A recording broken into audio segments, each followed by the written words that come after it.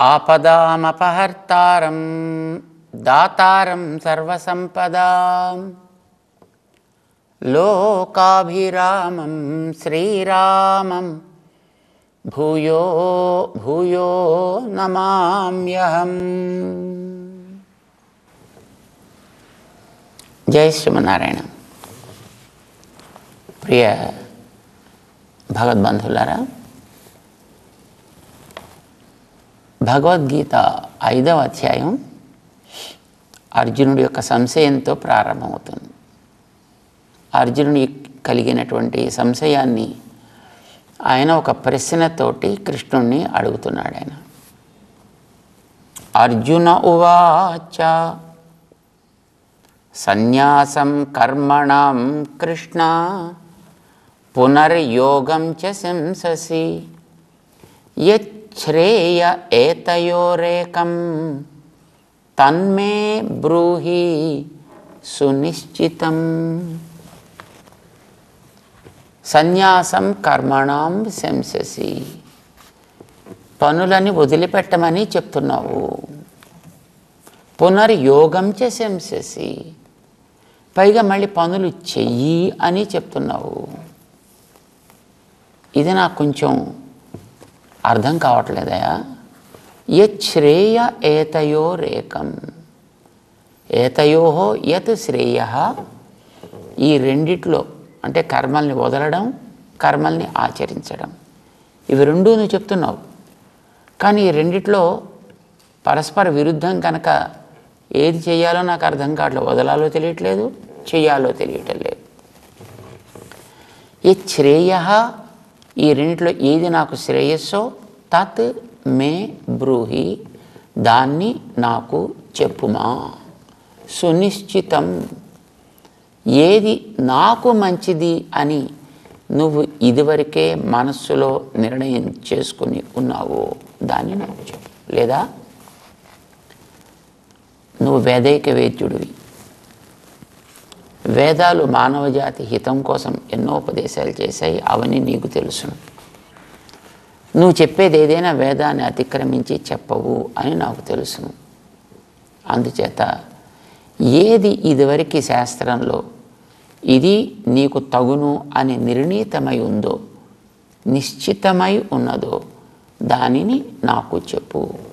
ఇందులో ఏకం బ్రూహి, మే ఏకం బ్రూహి, శ్రేయ బ్రూహి. మళ్ళీ ఆ శ్రేయస్సులు కూడా 10 రకాలైతే నేను చెప్పలేను, నేను చేయలేను. శ్రేయ ఏకం బ్రూహి, అందులో ఒకటే చెప్పు నాకు. అది నాకు ఏది చేయతగునో అలాంటి ఒకటి చెప్పు. చెప్పేవాడికి పాప అన్నీ చెప్పేద్దామని ఉంటుంది.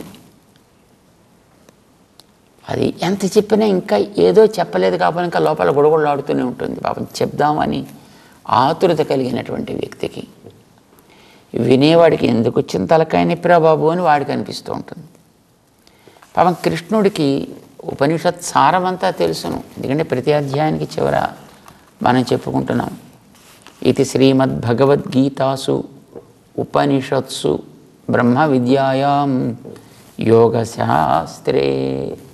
ఇది యోగశాస్త్రం, ఇది ఉపనిషత్తుల సారం, ఇది బ్రహ్మ విద్య. ఉపనిషత్ సారం అనగానే మరి ఉపనిషత్తులు ఒకటి కాదే, బోల్డెన్ ఉన్నాయి. అన్ని సారం నీకు తెలుసును.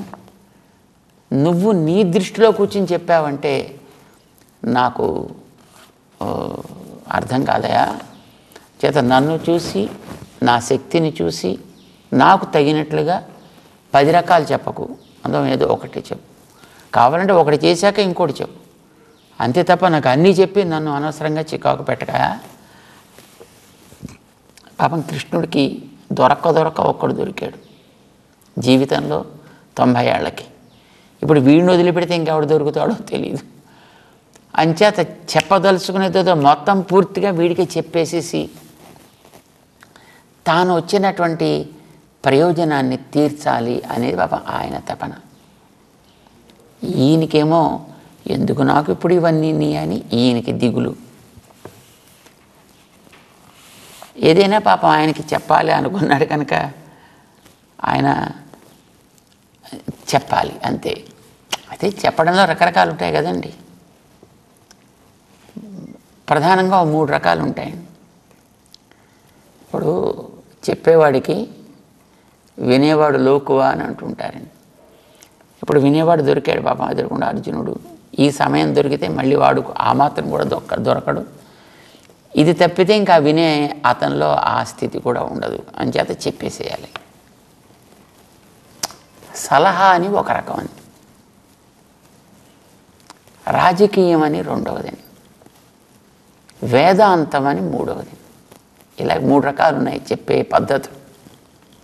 సలహా అందులో మొదటిది. ఒకడొచ్చి నాకు ఇలా ఉంది మొర్రో, నా కుటుంబంలో ఇలా ఉంది మొర్రో, నా బాధలు ఇలా ఉన్నాయి మొర్రో అని చెప్తాడు. వినేవాడు అలా బాధపడకూడదోయ్, అంత చికాకు పడకూడదోయ్, అంత దుఃఖం కూడదో, ఏమిటలా బేలలాగా అయిపోతావు, కాస్త తట్టుకోవాలి, ధైర్యంగా ఉండాలి, ఇలా చేయాలి అలా చేయాలి అని వాడు దృష్టిలోంచి వాడు చెప్తుంటాడు. వీడు నేను చస్తున్నాను మొర్రో అని వీడు ఏడుస్తుంటాడు. సుగ్రీవుడికి రాముడికి మైత్రి ఏర్పడింది. ఆంజనేయ స్వామి తీసుకొచ్చాడు ఇద్దరిని, రాముడు లక్ష్మణుని తన భుజం మీద ఎక్కించుకొని. ఋషిముఖ పర్వతం, పిల్లలిద్దరు పాపం సుకుమారుల్లో ఉన్నారు. వీళ్ళిద్దరు ఏమెక్కుతారు కష్టపడని పాపం హనుమంతుడు తన భుజాల మీద ఇద్దరిని కూర్చోబెట్టుకుని ఋషిముఖ పర్వతం మీదకి ఎగిరి వెళ్ళి సుగ్రీవుడి దగ్గర తీసుకెళ్ళి పరిచయం చేశాడు. సరే, పరిచయం చేయగానే ఇద్దరి కష్టాలు సుఖాలు ఒకళ్ళు చెప్పుకోవాలి కదా. దానికి ముందర మన కష్ట సుఖాల్లో సహభాగులం అవుదాము అని అగ్నిసాక్షిగా సఖ్యం చేసుకుందామని ముందర సఖ్యం చేసుకున్నారు. సరే, ఏకం దుఃఖం సుఖంచ నౌ, ఇక్కడి నుంచి మన ఇద్దరికీ కూడా సుఖ దుఃఖాలు సమానంగా ఉండాలి. ఓకే అంటే ఓకే అనుకున్నారు. సరే, ఇద్దరు కూర్చున్నారు అక్కడ. చెప్పాయా ఇప్పుడు నీ బాధ ఏంటి చెప్పు, నీ బాధ ఏంటి చెప్పాయా. సరే, ముందర రాముడిని అడిగాడు. పాపం కొత్తగా వచ్చాడు కదా ఆయన, చేత ఏంటి ఆయన నీ బాధ ఏమిటి చెప్పమన్నాడు. పాపం రాముడు ఆ రాజ్యంలోంచి తను ఎలా బయలుదేరి వచ్చాడో, అడవిలో ఎలా తిరుగుతున్నాడో, సీతమ్మని ఏ రకంగా తను కోల్పోవలసి వచ్చిందో, సో ఇవన్నీ చెప్పాడు. పాపం కళ్ళ వెంట నీళ్లు కారుతున్నాయి. అట్లాగే పాపం దుఃఖాన్ని రాముడు తట్టుకోబోతు. పాపం సుగ్రీవుడు చూసి ఐఎమ్ సో సారీ, అంతలా ఏడవకూడదు అయ్, బుద్ధిమంతుడు నువ్వు, మరీ అంత బేలగా అయిపోకూడదు అయ్, ధైర్యంగా ఉండాలి, వచ్చాం కదా మనం, చక్కగా చూద్దాం, ఏడవకు అని పాపం కళ్ళ నీళ్ళు తుడిచాడు. పాపం రాముడు కొంచెం ఫీల్ అయిపోయాడు. ఆయన చిచి ఏమిటి నేను ఇంతలాగా ఇంత బేలగా అయిపోయానేమిటి అని అనుకున్నాడు. పాపం కాస్త తన చేతులతోటి కళ్ళు తుడుచుకున్నాడు. పాపం అని కొంచెం సర్దుకుని కుదురుగా కూర్చున్నాడు. సరే, అయిపోయింది, సర్లే జీవితం కదా, తప్పదు, ఇలాంటివి వస్తుంటాయి. సరే, ఇప్పుడు నీ కండిషన్ ఏమిటో చెప్పాలని అడిగాడు. సుగ్రీవుడు తనని అన్నగారు చావగొట్టి రాజ్యంలోంచి తరిమేసి తన భార్యను కూడా లాక్కుపోయి తనకి గతి లేకుండా చేసిన కథ చెబుతూ దొల్లి ఏడిచాడండి. ఇప్పటిదాకా రాముడికి ఏడవకూడదు, కుదురుగా ఉండాలి, బేలైపోకూడదు, తట్టుకోవాలి, ధైర్యం కావాలోయ్ అని భుజం తట్టినటువంటి ఈ పెద్ద మనిషి పాపం దొల్లి ఏడవడం చూస్తే లక్ష్మణుడికి నవ్వు ఆగటం లేదు పక్కన కూర్చుని. పాపం రాముడు మర్యాద పురుషోత్తముడు కనుక ఆయన పాపం మంచిగానే ఉన్నాడు, ఆయన గమనిస్తున్నాడు ఆయన. కానీ పాపం లక్ష్మణుడికి మాత్రం అనిపిస్తోంది పాపం ఇప్పుడు ఇలా ఉంది అని. ఇది సలహా అంటారండి. ఇది చెప్పేవాడికి అవతల వాడి కండిషన్ ఏం తెలియదు. కానీ పాపం అవతల వాడికి తన బాధ తను ఏడుస్తూ ఉంటాడు. తన ఇంట్లో ఉండే కష్టాలు, తన ఒంట్లో ఉండే నష్టాలు, తనకు కలిగేటటువంటి బాధలు, ఇవన్నీ వాడు చెప్పుకొని వాడు గోల పెడుతుంటాడు.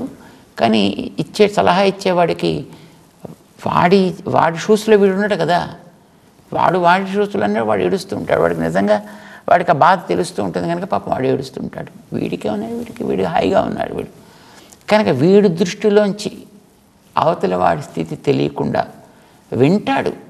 అయ్యో పాపం అంటాడు తప్ప నిజానికి he cannot feel what the other guy is feeling. He cannot really understand the pains of the other person. అలా ఇచ్చేటటువంటి దాని పేరు సలహా అంటారండి. అర్జునుడి కండిషన్ పాపం తెలుసును. ఈయన చెప్పేది ఏం చెప్తున్నాడు, ఆయన చెప్పేది ఆయన చెప్తున్నాడు. ఇది సలహా. దీని తర్వాత ఇంకో దీని నెక్స్ట్ లెవెల్ మరొకటి ఉందండి, రాజకీయం అంటారు. ఈ రాజకీయ నాయకులు చూడండి, వాళ్ళు బయటికి వెళ్ళిన తర్వాత ఈ రాష్ట్ర అభివృద్ధికి ఇన్ని వేల కోట్లు, దీనికి ఇన్ని లక్షల కోట్లు, దీనికి 56,000 కోట్లు దీనికి మేము ఇస్తున్నాం, దీనికి 34,52,100 కోట్లు దీనికి మేము శాంక్షన్ చేస్తున్నాం, దీంతో ఇవి చేస్తున్నాం అవి చేస్తున్నాం. పాపం వినేవాడికి ఆ కోటి తెలీదు, ఆ లక్ష తెలీదు, ఆ వేలు తెలియదు. వాడికి తెలిసిందల్లా వాడికి ఆ పూట తినడానికి ఇచ్చినటువంటి ఆ భోజనం, వాడికి తాగడానికి ఇచ్చినటువంటి ఆ సీసా, అంటే రకరకాల సీసాలు అనుకోండి. అలాగే వాడికి ఇచ్చింది ఏదో వాడికి తెలుసుంది తప్ప వీడు చెప్పే కోట్లు గీట్లు ఇవేం తెలియవు. చెప్పేవాడికి మాత్రం అవన్నీ ఆ ఫిగర్స్ అన్నీ వాడి దృష్టిలో కనిపిస్తుంటాయి.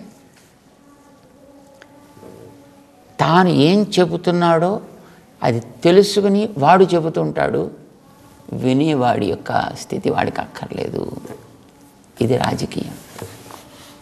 వీడి దృష్టిలో అన్నీ తెలుస్తాయి, కానీ వాడికి ఇదేం తెలియదు. వాడు ఈయనేదో ఈ మానం చెప్పుకుంటూ పోతుంటాడు మైకులోను.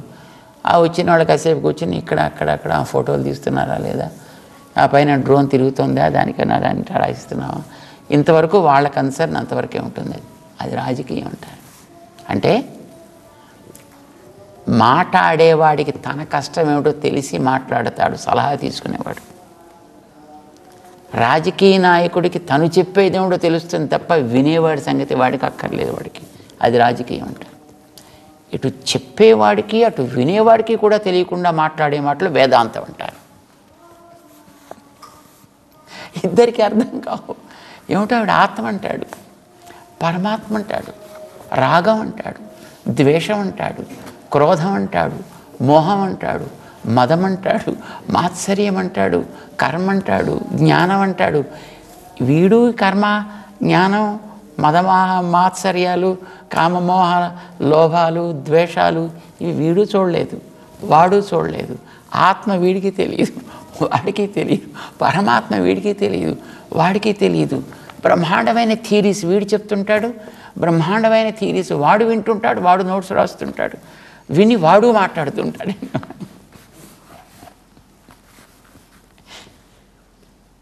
వేదాంతం అంటారు.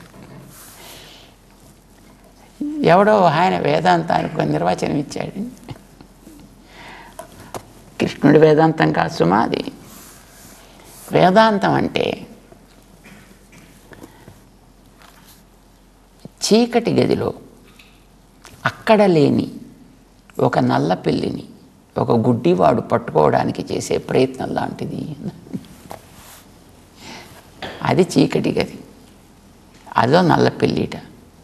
అక్కడ లేనిది ప్రయత్నం చేసేవాడు గుడ్డోడు. అది వాడు అంత అద్భుతంగా ఉంటుందో అదిగో వేదాంతం అంటే అలా ఉంటుంది అని అంటాడు. పాపం అది వినేవాడికి చెప్పేవాడికి తెలియాలి అది, ఎందుకంటే ఇద్దరికీ అదేం తెలియదు కనుక. ఇది వేదాంతం. కృష్ణుడు చెప్పేది వేదాంతం, అర్జునుడు వినేది కూడా వేదాంతమే. భగవద్గీత ఒక వేదాంత శాస్త్రం. ఎందుకంటే బ్రహ్మ విద్యాయాం యోగ శాస్త్రే అన్నారు. ఇది కూడా ఒక బ్రహ్మ విద్య, అంటే ఇది ఒక వేద తాత్పర్యాన్ని చెప్పేది. ఇతరమైనటువంటి వేదాంతాలకి ఇందాక మనం అనుకున్న నిర్వచనం పడితే పట్టచ్చు, కానీ కృష్ణుడు చెప్పే వేదాంతానికి దానికి సరి అయినటువంటి వ్యాఖ్య అందించిన రామానుజులు ఇచ్చేటటువంటి నిర్వచనానికి వాస్తవము, ప్రపంచము వాస్తవము, వ్యక్తి వాస్తవము, వ్యక్తిలో కలిగేటటువంటి భావన వాస్తవము, మనకు కలిగిన బంధము వాస్తవము, మనం చేసే పని వాస్తవం, మనకుండే బాధ్యతలు వాస్తవం, వాటిని నెరవేర్చాల్సినటువంటి బాధ్యత వాస్తవం, మనలో కలగాల్సినటువంటి జిజ్ఞాస వాస్తవం, ముముక్షుత అంటాం. ఇది కలిగినప్పుడు మనం చేసేటటువంటి క్రియాకలాపం వాస్తవం, నడిపే వెనకాతల భగవంతుడు వాస్తవం. భగవంతుడికి అర్పించి మనం చేసేటటువంటి క్రియ యజ్ఞము వాస్తవం. దానివల్ల మనలో కలిగేటటువంటి కర్మ నిరాశ వాస్తవం. మనలో కలగాల్సినటువంటి జ్ఞానం వాస్తవం.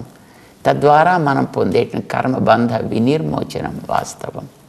తద్వారా మనం అనుభవించేటటువంటి ఆత్మసుఖం, భగవత్ ప్రాప్తి, భగవత్ సేవ ఇవన్నీ వాస్తవం. వాటిని మనకి వాస్తవం చేయడానికి భగవంతుడు ఈ లోకంలోకి వచ్చి చాలించేటటువంటి అవతారం వాస్తవం. ఆ వాస్తవాన్ని చెప్పే ఋషి పలుకు వాస్తవం. ఋషి పలుకులను అందించిన ఇతిహాసం వాస్తవం. ఇతిహాసం చేసే ఉపదేశం వాస్తవం.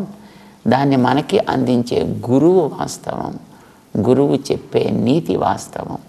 వినే మనం వాస్తవం. అర్థం చేసుకోవలసినటువంటి తెలివి వాస్తవం. ఆచరించాల్సినటువంటి విశ్వాసం వాస్తవం. ఇవన్నీ వాస్తవము. ఇది రామానుజుల వారు చెప్పింది మనకి. ఇందులో ఇవేవి మాయా కల్పితములు కావు. These are not things like trying to catch a black cat in a dark room by a blind person. ఇవన్నీ వాస్తవాలు సుమా. చేత మనం వాస్తవం, మన ప్రవృత్తి వాస్తవం.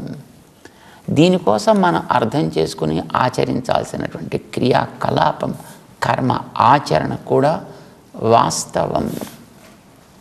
అంచేత ఇదేదో మెట్ట వేదాంతం కాదండి. కానీ అర్జునుడికి అలా అనిపిస్తోంది. ఏమయ్యా, బంధువుల్ని ఎలా చంపి సుఖపడాలి మొర్రో అంటాడు పాపం అర్జునుడు. ఏం పర్వాలేదయ్యా, చక్కగా సుఖం దుఃఖం అన్నిటినీ సమానంగా స్వీకరించవయ్యా అంటాడు ఈయన. దానికి తగ్గట్టుగా మనస్సుని ప్రిపేర్ చేసుకోవాలి అని చెబుతాడు. మనస్సుని ప్రిపేర్ చేసుకోవాలంటే మనసుకి సరైనటువంటి జ్ఞానం ఏర్పడాలి. మనసుకి సరైన నిశ్చయం కలగాలి. మనసుకి నిశ్చయం కలగాలి అంటే ఇదివరకు ఉండేటటువంటి సంశయాలకి ఆలవాలమైనటువంటి కర్మ రుచులు వాసనలు అవి అణగారాలి, లేదా అవి తొలగాలి. అవి తొలగాలంటే నువ్వు కర్మ ఆచరణ చేయాలి. కర్మ ఆచరణ చేయాలంటే ఇప్పుడు నేను చెప్పేది నువ్వు వినాలి. విన్నదాన్ని మళ్ళీ ఒకసారి మననం చేయాలి. అప్పుడు దాన్ని నువ్వు ఆచరించాలి. సో ఇవన్నీ చేయాలి. అంటే ఇది చెయ్యటం లేదు కనుక అర్జునుడికి అర్థం కావట్లేదు తప్ప, లేకపోతే పాపం కృష్ణుడు చెప్పే దాంట్లో ఏ రకమైనటువంటి సంశయం లేదు. ఈయన ఈవేళ కొత్తగా సునిశ్చితం ఏకం మే బ్రూహి అని నిజానికి అడగాల్సినటువంటి అవసరం లేదు. అంత స్పష్టంగానే చెప్పాడు ఆయన. మనం గతంలో చెప్పుకుంటున్నాం కదా, నన్నెందుకు కర్మని ఘోరే అన్నాడు గతంలో 3వ అధ్యాయంలో. అలాగే ఇప్పుడు కూడా ఏకం మే బ్రూహి, నువ్వు కర్మ సన్యాసము అనే రెండిట్లో ఒకదాన్నే నాకు స్పష్టంగా చెప్పవాయా. అంతేకాని 2 కాదు, నన్ను చూసి చెప్పు. మే, నాకు ఏది తగునో. ఆ మేలో ఉందండి ఒక గొప్పతనం. ఇప్పుడు తన యందు తనకుండేటటువంటి అభిమానం, ఆత్మాభిమానం అంటాం మనం. సో ఈ ఆత్మాభిమానం కూడా ఒకసారి ప్రమాదకరమే.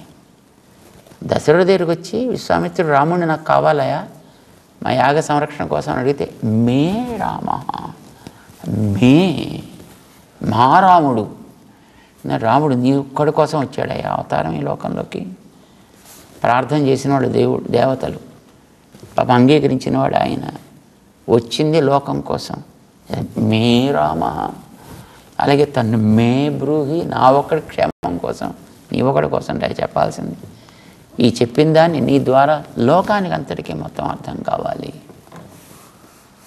రావణాసురుడు అంటాడు ఒక చోట, ఒక్కడు మనిషి నా ఊరిలోకి వచ్చి నా వాళ్ళ మధ్య ఒక్క మనిషిని సహాయం తీసుకొని మిగతా అంతా ఒక కోతి మూకలు తెచ్చుకొని నా రాజ్యంలో నా కంటి ముందర నా సంతానాన్ని, నా తమ్ముణ్ణి, నా రాజ్యాన్ని ఇంతటి నాశనం చేస్తాడు. థిక్ అవమానం నాకు అంటాడు ఆయన. మీ యదరయ, నాకు శత్రువులా, వాడిని నేను శత్రువు అని ట్రీట్ చేయాలా మనిషిని. ఆఫ్టర్ ఆల్ మనిషిని. మే అంటే ఇది న్యక్కారహ అంటాడు. న్యక్కాచే ఇంద్రుణ్ణి ఓడించినవాడు, దేవతల్ని ఏడిపించినవాడు, యముణ్ణి భయపెట్టినవాడు, సూర్యుణ్ణి భయపెట్టినవాడు, లోకాలన్నింటినీ ఏడిపించిన అంత ఘనత ఉన్న నాకు ఇది ఘోరమైన తట్టుకోలేని అవమానం అంటాడు రావణాసురుడు. మే నాకు శత్రువు అని అనుకోవడం ఈ మనిషిని అంటే మే. ఇప్పుడు అర్జునుడు కూడా సరిగ్గా అలాంటి మే ప్రయోగిస్తున్నాడు. తన్ మే బ్రూహి సునిశ్చితం, నన్ను చూసి జాగ్రత్తగా చెప్పబోయ్, నీకు నచ్చినట్లుగా, నీకు ఇష్టం వచ్చినట్లుగా, నీకు తెలిసిందేదో నన్ను అనవసరంగా చికాకు పెట్టేట్టుగా అలా చెప్పద్దు. సునిశ్చితం తన్మే బ్రూహి అని అడిగాడు. సరే, శ్రీకృష్ణుడికి అర్జునుడి యొక్క స్థితి స్పష్టంగా తెలుసును కనుక దాన్ని విని శ్రీకృష్ణుడు దానికి సమాధానం చెప్పడం ప్రారంభిస్తున్నాడు. ఇందులో రెండిటికి ఎక్కడా పరస్పర వైరుధ్యం అయితే తనేం క్రియేట్ చేయలేదు. ఆయన ఏది వదలాలో చెప్పాడు, ఏది తెలుసుకోవాలో చెప్పాడు, ఏది ఆచరించాలో, ఎలా ఆచరించాలో చెప్పాడు. దాన్ని మరొక్కసారి మళ్ళీ స్పష్టంగా చెప్పాల్సిన అవసరం ఉంది అని అనిపించింది. ఎందుకంటే సందేహాలు ఎందుకు వస్తాయి? అవతల వాడు సరిగా అర్థం కాకపోతేనే కదా. అవతల వాడు అర్థం కాలేదంటే అర్థమయ్యేటట్టు వీడు చెప్పకపోతేనే కదా. అంచేత చెప్పడంలో బహుశా నా దగ్గర కొంచెం లోపం ఉంటుంది. సర్లే, దాన్ని సర్దుకొని మళ్ళీ నీకు అర్థమయ్యేటట్టుగా మళ్ళీ చక్కగా చెప్తా అని 5వ అధ్యాయంలో 2వ శ్లోకం దగ్గర నుంచి భగవంతుడు చెప్పడం ప్రారంభిస్తాడు. మనం తెలుసుకునే ప్రయత్నం చేస్తాం. జై శ్రీమన్నారాయణ.